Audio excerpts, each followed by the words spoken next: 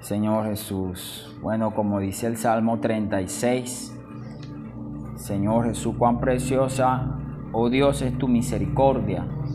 Por eso los hijos de los hombres se amparan bajo la sombra de tus alas. Serán completamente saciados de la grosura de tu casa, y tú los abrevarás del torrente de tus delicias, porque contigo está el manantial de la vida. En tu luz veremos la luz. Alabado sea el Señor.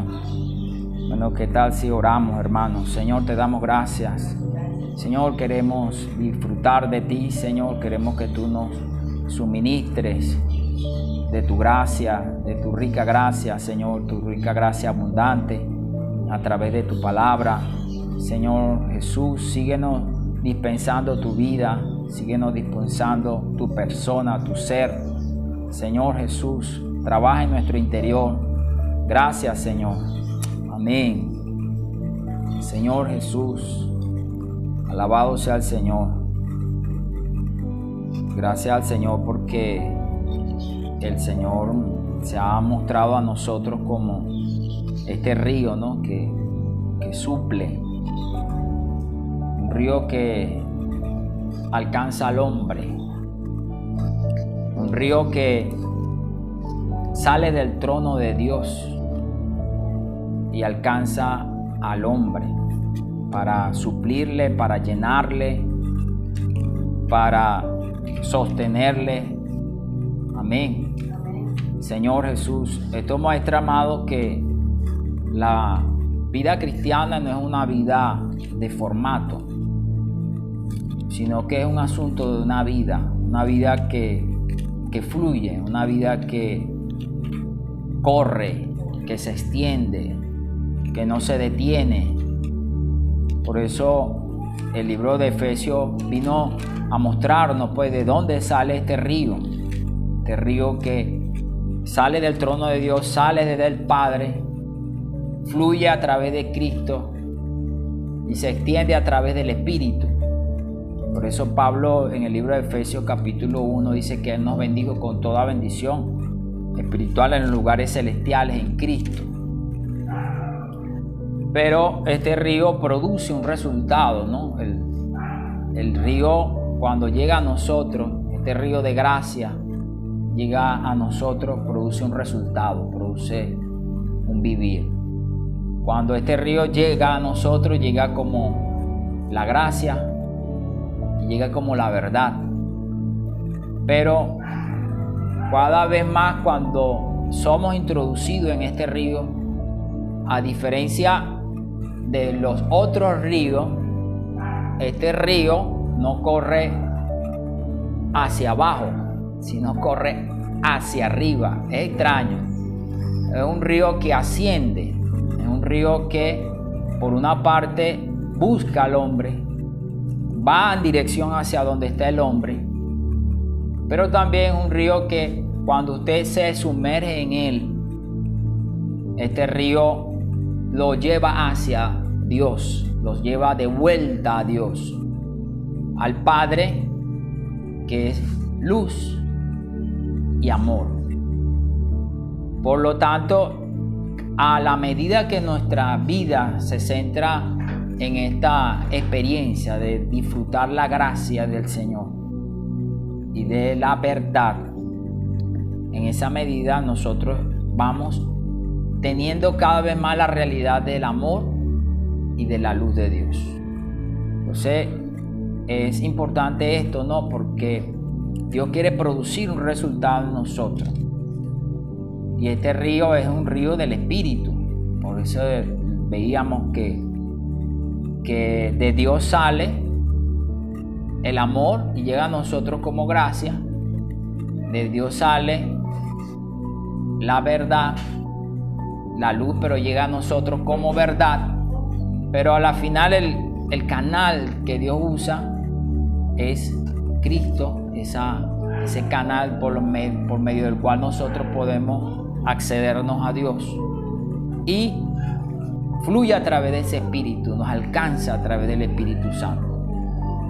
Y es por eso la importancia que nosotros quiere llevarnos a que nosotros podamos ser llenos. Si nosotros somos llenos del Espíritu, Efesios capítulo 5, versículo, Señor Jesús, Efesios capítulo 5,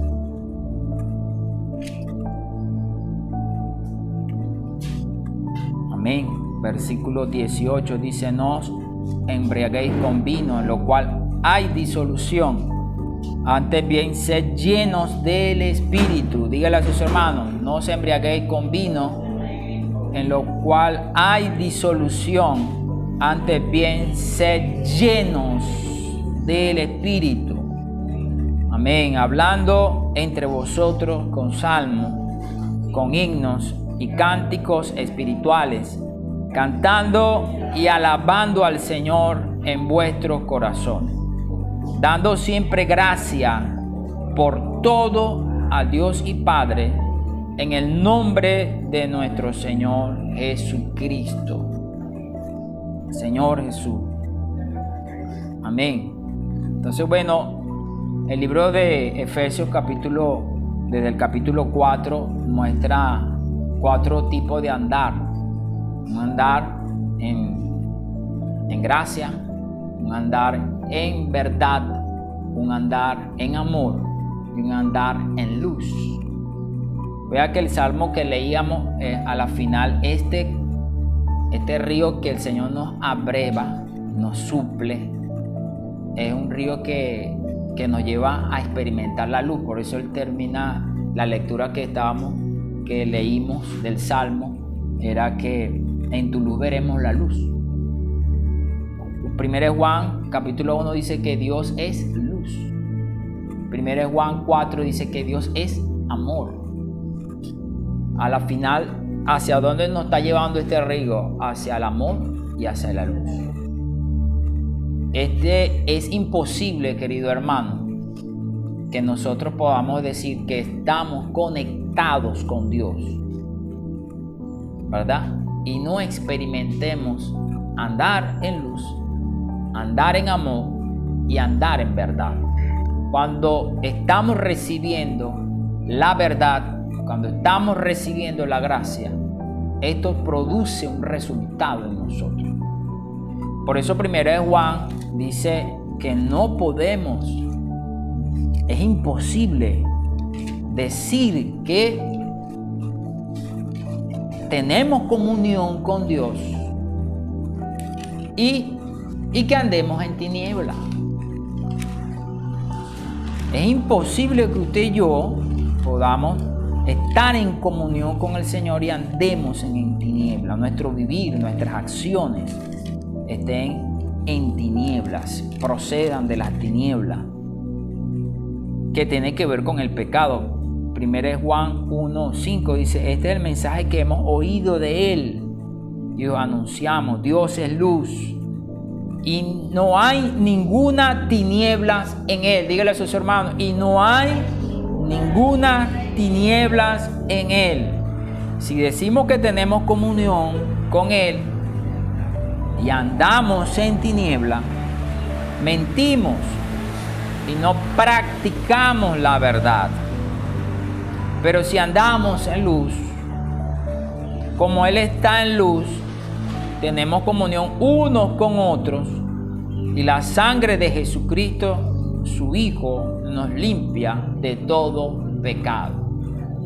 Entonces, andar en luz no es abstracto, es decir, no es algo que yo no pueda palpar, no es algo que yo no pueda experimentar. Decir andar en luz, por ejemplo, la luz es algo que usted no toca, pero usted percibe, ¿verdad? Usted ve la luz, pero usted no puede meter en un frasco y decir: voy a agarrar una jarra de luz, ¿verdad? Para cuando se vaya la luz, voy a meter una jarra de luz para cuando se vaya la electricidad en la casa en la noche, para andar con esa jarra para allá y para arriba y para abajo. No se puede almacenar la luz como tal. podemos de repente tener elementos que irradian luz, pero la luz misma en sí es abstracta, ¿verdad? Pero la luz de Dios es una luz que es práctica, es una luz que experimentamos cuando llega a nosotros la verdad, cuando llega a nosotros la palabra. Porque en Juan capítulo 17, el Señor dijo que santifícalos en tu verdad, tu palabra es verdad. La verdad es la palabra, viene a nosotros por medio de la palabra de Dios. Cuando la palabra de Dios llega a nosotros viene a nosotros en forma de verdad. Sí, por eso que todas las verdades de Dios están en la palabra. Cuando usted lee la Biblia, esa palabra, usted está experimentando, está teniendo comunión con la palabra. Y esa palabra lo lleva hacia dónde. El objetivo final de esa palabra es que usted pueda llegar a tener experiencia con la luz. Pero esa leer la Biblia por sí misma no nos lleva a nosotros a tener una experiencia real con la verdad. Usted está leyendo en la palabra. Vea, aquí nos dice que si andamos en tiniebla y mentimos, no leemos la verdad, no, o no conocemos la verdad, no. Dicen, y no practicamos la verdad. Puede leer la Biblia, conocer la verdad que está en la Biblia, pero si no practica la verdad, usted no está recibiendo, experimentando la verdad. Por lo tanto, ella misma no la lleva a usted a la luz que es Dios. Entonces, Dios quiere mostrarnos que esta luz es práctica. Si nosotros no practicamos la palabra, no podremos, queridos hermanos, entonces andar en luz. Y por lo tanto, tampoco podremos andar en amor, ¿verdad? Vea, en 1 Juan 2 dice esto. 1 Juan 2, versículo 3 dice: y en esto sabemos que nosotros le conocemos. Amén. Si guardamos su mandamiento. Acá no está hablando Juan de conocer la palabra. Está hablando de conocer de una manera profunda a Dios. De manera subjetiva a Dios. Voy a contarle una experiencia, ¿no? Que en otro sitio lo he contado. Cuando yo era joven, yo recuerdo que le había mencionado pues que yo recibí al Señor a los 8 años y a los 15 me consagré. A los 15 yo me gradué del liceo y quise entrar a la universidad. En aquel tiempo no era como en este tiempo, que todo el mundo entra en la universidad. Antes era más difícil, había más filtros para entrar en una universidad. Solamente aquellos que tenían cierto índice académico, una cierta nota, podría acceder, de acuerdo a su índice académico, podía acceder a las carreras. Si usted tenía un índice académico de 20, de 18 y de 19, usted podía acceder a las carreras universitarias como ingeniería y medicina.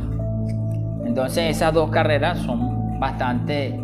Porque la gente buscaba esta carrera porque eran bien pagadas, bien remuneradas, pero se debía quemar los ojos el estudiante para acceder a estas carreras en el bachillerato. Entonces ahorita no, cualquiera estudia enfermería, cualquiera estudia medicina, cualquiera estudia odontología. Entonces, ¿por qué le cuento esto? Porque yo quería estudiar una carrera que era de ingeniería. Yo nunca fui mal estudiante, Pero digo que los estudios consisten de varios elementos para que un alumno tenga cierto tipo de nota, pues.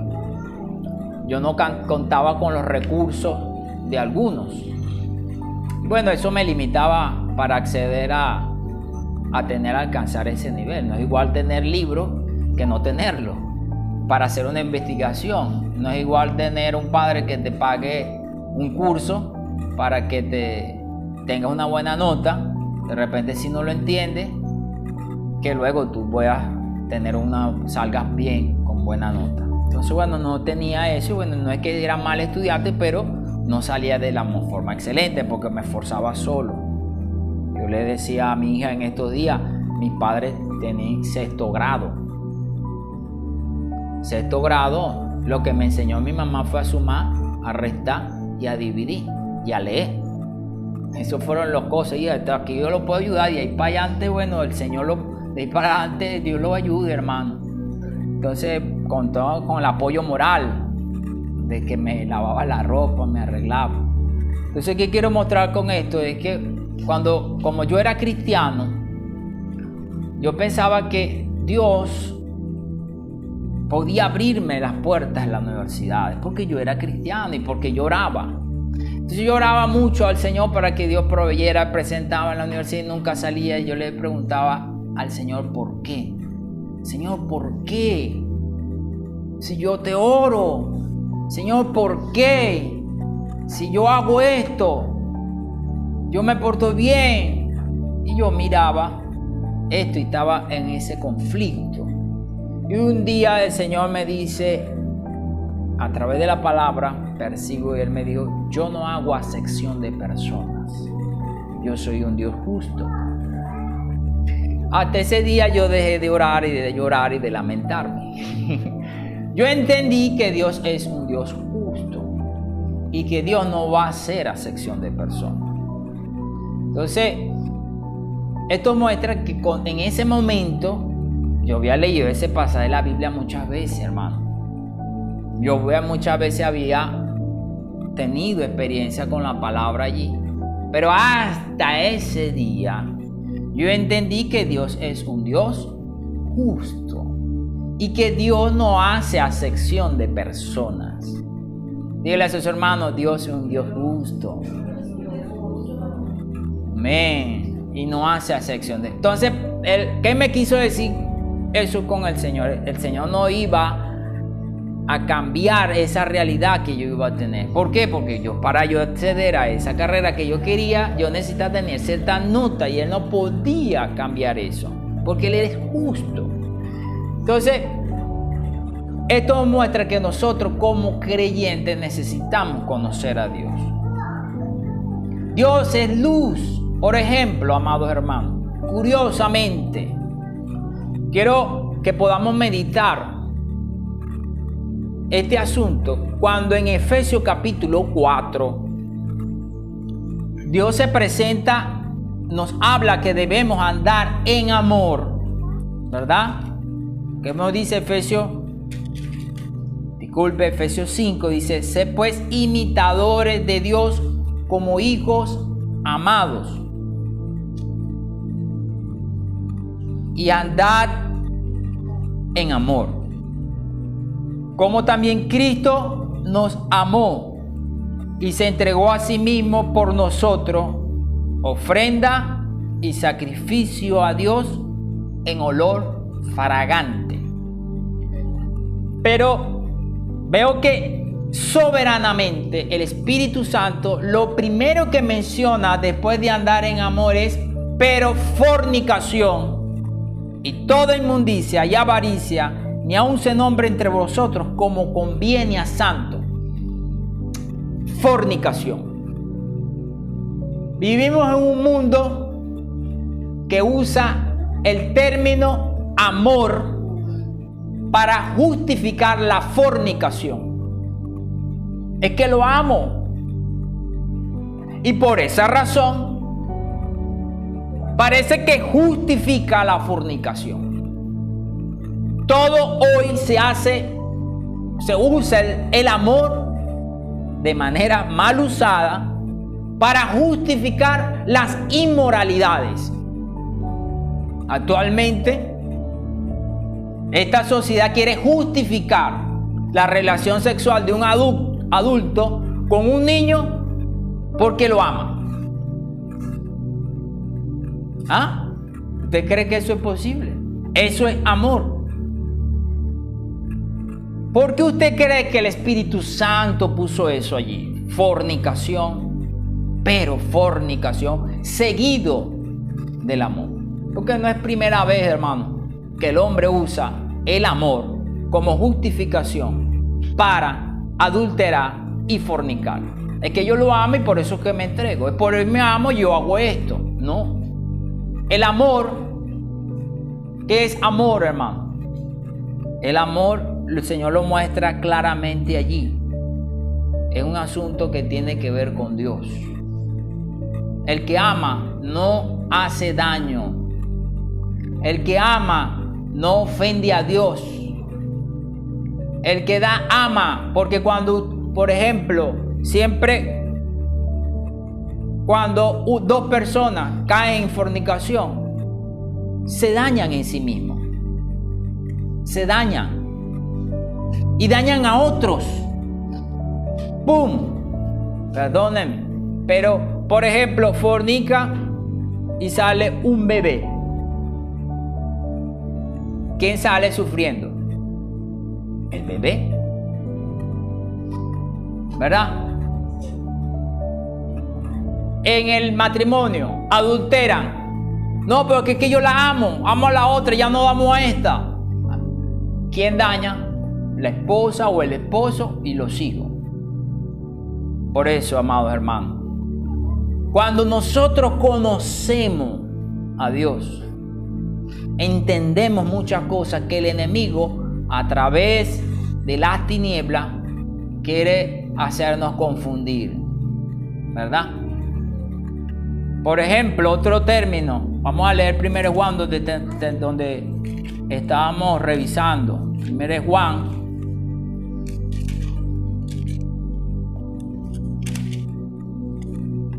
Dice 1 Juan 2. Y en esto sabemos que nosotros le conocemos y guardamos sus mandamientos. Aleluya, dígale hermano, en esto conocemos. En esto sabemos que nosotros le conocemos y guardamos su mandamiento. El que dice yo le conozco y no guarda su mandamiento, el tal es mentiroso y la verdad no está en él. Pero el que guarda su palabra, aleluya, pero el que guarda su palabra, verdaderamente el amor de Dios se ha perfeccionado. Por esto sabemos que estamos en él. Y el que dice que permanece en él, amén, debe andar como él anduvo. Dígale a su hermano, debe andar. Amén, Señor Jesús. Oh Señor Jesús. Versículo 8. Sin embargo, escribe un mandamiento nuevo que es verdadero en él y en vosotros, porque las tinieblas van pasando y la luz verdadera ya alumbra. El que dice que está en luz y aborrece a su hermano está todavía en tinieblas. El que ama a su hermano permanece en luz y en él no hay tropiezo. Señor Jesús. Pero el que aborrece a su hermano está en tiniebla y anda en tiniebla y no sabe a dónde va porque las tinieblas le han cegado. Señor Jesús. Entonces, aquí muy claramente muestra, hermano, que el amor, el que se perfecciona en el amor, no aborrece a su hermano. ¿Verdad? Porque las personas llegan a aborrecer a otro porque se aman a sí mismas. ¿Sí o no? No, es que él me hace. Tienen razones, justificaciones para no amarlo, que me daña. Pero ¿cuál realmente es el mandamiento? Amén. ¿Cuál es el mandamiento? El segundo y gran mandamiento, amarás a tu prójimo. Amén. Dígale a sus hermanos, pero amarás a tu prójimo como a ti mismo. Amén, hermano. Entonces, si realmente aborrecemos a nuestro prójimo porque nos amamos a nosotros mismos, entonces más bien deberíamos amarlo, porque el Señor, el amor hacia mí mismo, nos lleva a nosotros a amar a nuestro prójimo. Entonces ahí muestra un principio muy importante. Por eso el Señor dijo, el que guarda su mandamiento. Amén. Pero el que guarda su mandamiento, Señor Jesús, el que guarda su palabra, en este verdaderamente el amor de Dios se ha perfeccionado. Por esto sabemos que estamos en Él. Este río fluye, amado hermano, pero llega a nosotros a través de la palabra del Señor. Y cada vez que nosotros ponemos en práctica la palabra nos lleva hacia Dios y nos lleva a tener una realidad en Él. La realidad, hermano, está en Dios, está en su palabra. Nosotros necesitamos practicarla. Nosotros necesitamos salir de la esfera del mero conocimiento de la palabra para practicar, poner en práctica lo que conocemos, con lo que sabemos. Pero no podremos, como les mencionaba esta semana a ustedes, hermanos, a practicar la palabra si nosotros no nos alimentamos, no comemos de la palabra. Pablo sabía eso. Por eso que esta carta del libro de Efesios, Pablo se la estaba escribiendo a los creyentes. Y no déjeme decirle que el hecho de que Pablo mencione estos asuntos que estamos mencionando antes, como la fornicación, la impureza, la ira, el enojo, los pecados, no era porque no estaban ocurriendo, sí estaban ocurriendo en la iglesia en Éfeso. Solo que los hermanos no estaban andando como corresponde a su realidad en el Señor Jesús. Por eso el versículo 15, Pablo dice, mirad pues con diligencia cómo andéis, no como necios, sino como sabios, aprovechando bien el tiempo, porque los días son malos. Por tanto, no seáis insensatos, sino entendidos de cuál sea la voluntad del Señor. No os embriaguéis con vino, en lo cual hay disolución, antes bien sed llenos del Espíritu. Amén. Por tanto, no seáis insensatos, sino entendidos de cuál sea la voluntad del Señor. No os embriaguéis con vino, en lo cual hay disolución, antes bien sed llenos. Dígale a su hermano, antes bien sed llenos del Espíritu. Amén. Sed llenos del Espíritu, hablando entre vosotros con salmos, con himnos y cánticos espirituales, cantando y alabando al Señor en vuestros corazones. Señor Jesús. Entonces nosotros necesitamos realmente entender cuál es el propósito, la voluntad del Señor, para lo cual Dios nos ha puesto en la iglesia. Amén. Señor Jesús. Dice, mirar. Dígale a su hermano, mirad pues con diligencia, como andéis, no como necios, sino como sabios, aprovechando bien el tiempo, porque los días son malos. Entonces, acá la manera como Dios nos muestra de ser llenos es hablando entre nosotros, con salmos, con himnos y cánticos espirituales, cantando y alabando al Señor en vuestros corazones, dando siempre gracias por todo al Dios y Padre en el nombre de nuestro Señor Jesucristo. Pablo nos da una manera de ser lleno del Espíritu. Por eso hoy en las reuniones yo le digo siempre, hermano, repita. Yo tengo que disponerme a ser lleno. ¿Sabe que usted le dice al niño, abre la boca? Usted le está dando comida al niño y usted que le dice, abre la boca. Pero usted sabe que es feo que usted le diga a un adulto, abre la boca, ¿verdad? No, si ya sabe, ¿verdad?, que debe abrir la boca para comer. O mastica, ¿verdad? Como le diga usted a Britney, hermana, mastica, muchacha, abre la boca. Y usted se siente frente a ella para darle la comida. Dios mío. O yo me ponga con Dana a darle la comida como si fuera niña, todavía ya a esta altura, ¿verdad? No, eso está quizás para Brittany, que está pequeña, hermano. El Señor hoy nos está mostrando, ¿verdad?, si somos entendidos.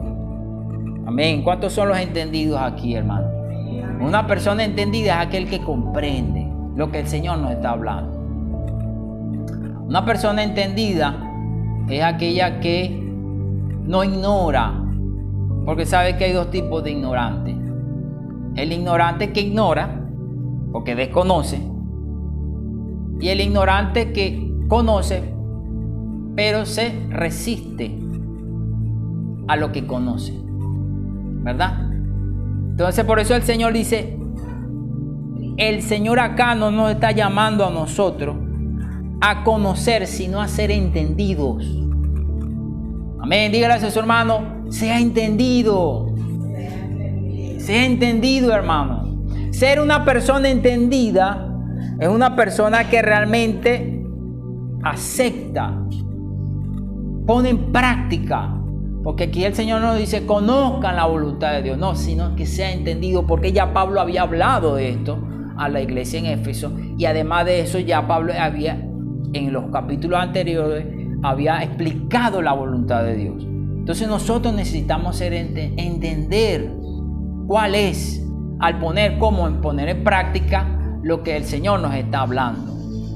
Cómo Dios nos está mostrando el camino para nosotros ser llenos del Espíritu. Hablando. Amén. Hablando entre vosotros.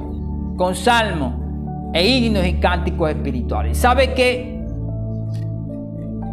Vea, la primera vez que se menciona de un cántico en la Biblia es cuando Moisés cruza el mar rojo. Cruza el mar con el pueblo de Israel, y después que ellos cruzan comienzan a cantar, porque el cántico era una forma de expresión de adorar a Dios por una parte, ¿verdad? Pero también era una forma de recitar las escrituras, porque Dios le había mandado al pueblo a que escribiera en Deuteronomio 6, mire cómo dice, Deuteronomio 6, vamos a buscar en nuestra Biblia Deuteronomio 6.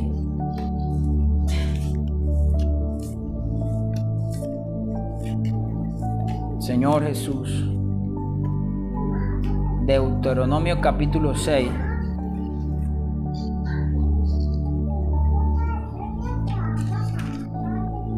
Esto, versículo 1, como dice, estos pues son los mandamientos y estatutos y decretos que Jehová vuestro Dios mandó que os enseñase, para que lo pongáis por obra en la tierra, a los cuales pasáis vosotros para tomarla, para que temas a Jehová tu Dios, guardando todos sus estatutos y sus mandamientos, que yo te mando, tú, tu hijo, el hijo de tu hijo.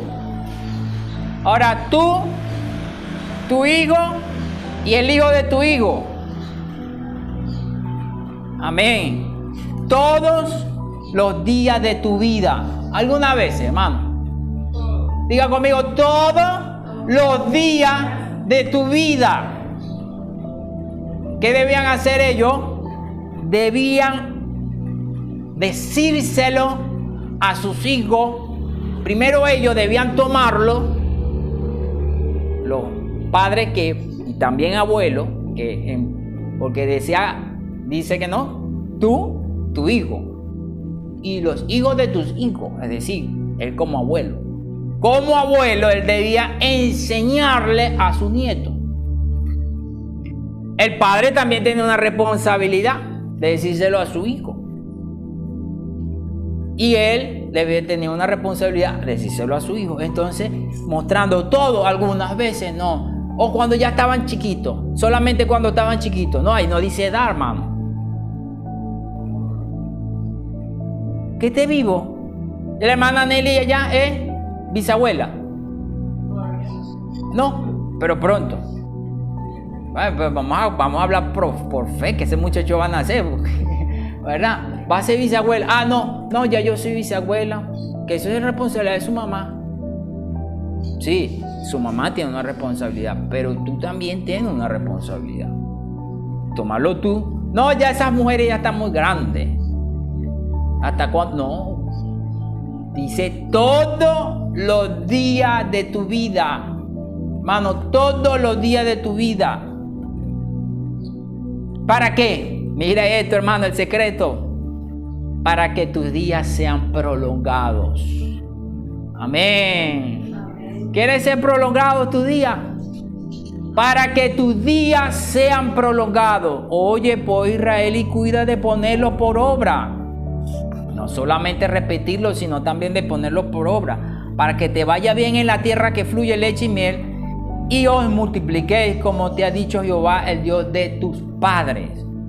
Oye, Israel, Jehová nuestro Dios, Jehová uno es. Y amarás a Jehová tu Dios de todo tu corazón y de toda tu alma y con toda tu fuerza. Y esta palabra que yo te mando hoy estará sobre tu corazón. Y la repetirás a tus hijos. Y hablarás de ellas estando en tu casa, andando por el camino. Va para la playa, dígaselo. Va llevándola a un sitio, hable la palabra. Ay, hermano, ¿hasta cuándo voy a hablarle yo a ese muchacho? Yo no sé, el Señor me está diciendo aquí algo. Quiere la bendición. El Señor se lo digo. Y la repetirás a tus hijos y hablarás de ellas estando en tu casa y andando por el camino y al acostarte, hermano. Mire, al acostarte. Y cuando te levantes, oh Señor Jesús, y las atarás como una señal en tu mano y estarás como frontal entre tus ojos y las escribirás en los postes de tu casa y en tu puerta. Entonces el pueblo de Israel comenzó a tener una práctica. Usted sabe que es más fácil aprenderse los libros de la Biblia cantándolos. Quizás yo le digo a ustedes que no se saben los libros de la Biblia, que se lo memoricen y le va a costar. Es más tan fácil que a Britney se le puede enseñar a esa edad cuáles son los libros de la Biblia. Y cantándolo, poniéndolo en melodía, ellos se lo van aprendiendo, lo van memorizando. ¿Verá, hermano? Por eso el Señor, hoy el Señor les manda y nos manda a nosotros que cantemos. Pero ¿qué iban a cantar? La canción de hoy que tenemos de Marco Witt, Marco Vidal, ¿de quién otro? De los famosos cristianos. No. Realmente lo que quiere decir la palabra es que Pablo le estaba dando una orientación a la iglesia, que era una práctica de los judíos, de tomar la palabra y tornarla en canto. Cuando usted lee el libro de los Salmos, usted lo lee como un canto o como una lectura, como una lectura. Pero los libros de los Salmos son cantos, que los judíos hacían de la palabra de Dios para poder ellos tenerlo de generación en generación, transmitirlo de generación en generación. Entonces era un canto. Los cánticos de David, usted ve que en los títulos dice cántico de David, cántico de David, cántico de tal, cántico, porque eran cánticos, pero son palabras de Dios. Entonces lo que realmente Dios nos quiere mandar a nosotros es que nosotros podamos hablar la palabra. ¿Para qué? Para ser llenos. Porque la Biblia muestra muy claramente, nos manda a no embriagarnos. Vuelve a decir que Dios nos manda a no embriagarnos. Amén. Una cosa es participar del vino. ¿Por qué? Yo leía con mi familia el Salmo, si no me equivoco, es el Salmo 80. Un versículo que el hermano esta semana se usó en el alimento diario. Vamos a buscar ese salmo. Fue el día viernes. El día viernes que el hermano en nuestro alimento diario se usó. ¿Sí? El salmo, disculpe hermano, el Salmo 104, versículo 15. Ese Salmo 104, versículo 15 dice: y el vino que alegra el corazón del hombre, el aceite que hace brillar el rostro y el pan que sustenta la vida del hombre. Hay tres cosas que el hombre necesita: el vino para alegrar el corazón, el aceite para hacer brillar el rostro y el pan para sustentar la vida del hombre. Realmente ese día el hermano, el alimento diario mostraba, ¿no?, que el vino del hombre es lo que el hombre busca para satisfacción. Por ejemplo, busca o lo que lo alegra. La gente va detrás de las comidas, de los banquetes, ¿verdad? Disfrutar, que no le gusta comer, ¿verdad, hermano? Queremos comer. Entonces mucha gente busca con afán el sustento, pero pierde de vista la voluntad del Señor. El hombre busca con afán el dinero para poder tener esos banquetes y ese deleite, el vino. Entonces el vino representa aquello que alegra el corazón del hombre. Pero el Salmo 104 básicamente tiene como título: Dios cuida su creación. Y el contexto está mostrando que Dios es el que nos da todas esas cosas. Versículo 10 dice: tú eres el que envías la fuente por los arroyos. Van entre los montes, dan de beber a todas las bestias del campo, mitigan su sed los asnos monteses, y a sus orillas habitan las aves de los cielos, cantan entre las ramas. Él riega los montes desde sus aposentos, del fruto de sus obras se sacia la tierra. Él hace producir el heno para las bestias y la hierba para el servicio del hombre, sacando el pan de la tierra, el vino que alegra el corazón del hombre, el aceite para hacer brillar el rostro y el pan que sustenta la vida del hombre. Amén. ¿Quién es el que provee todas estas cosas, amado? Dios. Si Dios no la provee, nosotros no la vamos a poder obtener, así nos esforcemos. Si Dios no envía la lluvia, todo ese arroz que se sembró en verano. Hace poco en Argentina se perdió el sembradío de trigo por la sequía extrema. Imagínate. Entonces, si Dios no envía la lluvia, el hombre no come pan, por mucho que se afane y se esfuerce. Dios es el que suple todas las cosas. Dios no nos está invitando a que no busquemos el pan, solo que no nos embriaguemos. Es decir, que no hagamos eso como nuestro centro, que eso ocupe nuestra mente a tal punto que abandonemos la voluntad de Dios. Dios lo que sí nos dice que debemos disfrutar en exceso, ¿qué es? La palabra. Pero de la palabra nos cansamos. De la palabra, de disfrutar la palabra, nos cansamos. Imagínense, denle gracias a Dios que yo no soy Pablo, hermano. ¿Sabe por qué? En el libro de los Hechos, en el capítulo 20, usted va a leer que Pablo comenzó un discurso desde la mañana y eran las 12 de la noche y todavía no había terminado de hablar. A tal punto que había uno que estaba en un balcón escuchando la palabra, que se quedó dormido y cayó pan del balcón y se murió. Y Pablo bajó rapidito para y lo resucitó, el Señor lo resucitó. Gracias al Señor, claro, porque no se murió haciendo cosas indebidas, sino por escuchar la palabra se cansó. Ese hombre habló tanto la palabra que se quedó dormido. Pero a veces nos cansamos de oír la palabra, ¿sí o no? Nos agotamos, nos fastidiamos, pero de algo que el Señor nos está pidiendo, que no nos cansemos de disfrutar la palabra, porque ella es la que nos lleva a estar llenos del Espíritu. Cuando estamos llenos del Espíritu, la palabra del Señor comienza a tomar control de nuestras emociones. ¿Por qué todavía la palabra del Señor, aunque la conocemos, no toma control de nosotros? Porque no estamos llenos.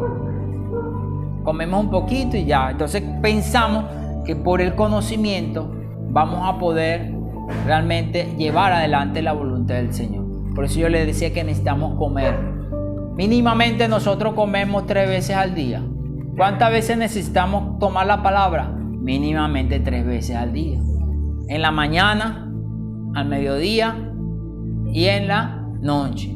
Y el Señor lo dice ahí claramente en Deuteronomio: al levantarnos y al acostarnos, cuando vayas por el camino.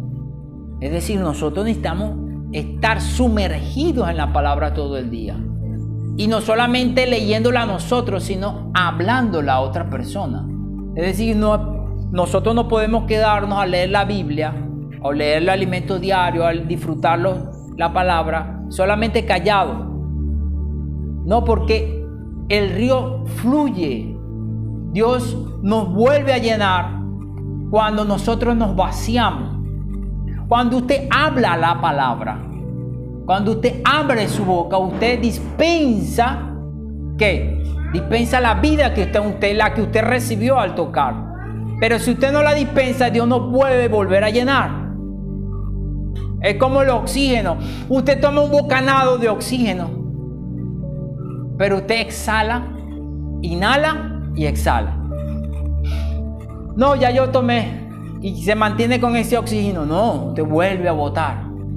Es decir, bota lo que usted inhaló para volver a otra vez inhalar, y así sucesivamente. Entonces nosotros tomamos la palabra y no se lo decimos a nadie, ni a nuestros hijos, ni a nuestro cónyuge, ni a nuestros hermanos, ni a nuestra familia, nadie. Estamos nosotros ahí, solitos. Entonces, claro, Dios no tiene cómo volver a llenar. Y por lo tanto, no somos llenos del Espíritu Santo. Por eso en las nuestras reuniones deben cambiar, hermanos. Necesitamos poner disposición, y algo que nosotros necesitamos poner diligencia. Vea que el término dice ser diligentes. En algo que nosotros necesitamos poner diligencia es cómo nosotros estamos andando, cómo nosotros estamos disfrutando la palabra, para que este río que trae el Espíritu nos lleve a tener comunión con Dios. Señor Jesús, antes bien ser lleno, amén, hablando entre vosotros, con salmos, con himnos y cánticos espirituales. Por eso las reuniones, usted no se quede sentado en las reuniones como un espectador. Hermano, usted y yo somos personas vivientes, porque Cristo está en nosotros. Amén. Vea que la silla está ahí y de ahí usted no se la mueve. Esa silla usted la deja ahí y de ahí no se va a mover hasta que usted no la mueva. ¿Verdad? Usted ni es un muñeco ni es un objeto. Usted es una persona viviente. Usted tiene el Espíritu. Cuando tocamos el Espíritu, inmediatamente el Espíritu bulle. Y por eso necesitamos ejercitar nuestro Espíritu. Cuando llegamos a la reunión, ejercitamos nuestro espíritu, nos levantamos. Usted no siente a veces que el himno lo siente pararse, pero usted no. Siente aplaudir y no aplaude. Ese es el espíritu bullendo en su interior, hermano. El espíritu queriendo hacer algo, pero usted lo reprime. Por eso el himno decía: liberar, libere el espíritu. Hable sus labios, tome la palabra, ejercítelo, para que pueda ser lleno del Espíritu. Dice, no embriaguéis con vino en lo cual hay disolución, antes bien ser lleno del Espíritu, hablando entre vosotros con salmos, con himnos y cánticos espirituales, cantando y alabando al Señor en vuestros corazones, dando siempre gracia por todo a Dios y Padre, en el nombre de nuestro Señor Jesucristo. Someteos uno a otro en el temor del Señor. Alabado sea el Señor. Alabado sea el Señor. Mire, yo le quiero decir algo, amado. Nosotros, el resultado de esto, de esta llenura, es que Dios produce un ejército. El libro de Efesios termina con el capítulo 6. Y hablando de la armadura de Dios desde el versículo 10, mostrando que el resultado de ese dispensar, de ese disfrute de la gracia, de ese llenar de cada uno de nosotros, es que Dios produce un ejército. Produce la iglesia como la guerrera que pelea por los intereses de Dios. Nosotros necesitamos llegar a ser ese ejército que coopera con el Señor en esta tierra. Pero es el resultado del dispensar de Dios en nosotros. De aquellos que luchan para salvar a otras personas en la calle. Por eso hoy el Señor nos está animando, amado, a ser llenos del Espíritu. Amén. Para que podamos llegar a ser la guerrera. Dios quiere producir esa guerrera, hermano. La iglesia que disfruta el Espíritu, la iglesia que, el pueblo que se disfruta el Espíritu, coopera con el Señor en este tiempo. Si usted no lo disfruta, usted no va a cooperar con el Señor. Porque usted va a estar en sí mismo, embriagado con las cosas de este mundo. Pero gracias al Señor, amén. Señor Jesús, que el Señor cuenta con nosotros. Alabado sea el Señor. Bueno, ¿qué tal si nos ponemos sobre nuestros pies, hermano? Amén. Y oramos al Señor para que el Señor pueda producir esa guerrera en nuestra vida. Nos haga este ejército de Dios, este ejército que coopera con sus intereses, que se somete a la voluntad de Dios. Amén. Jesús es el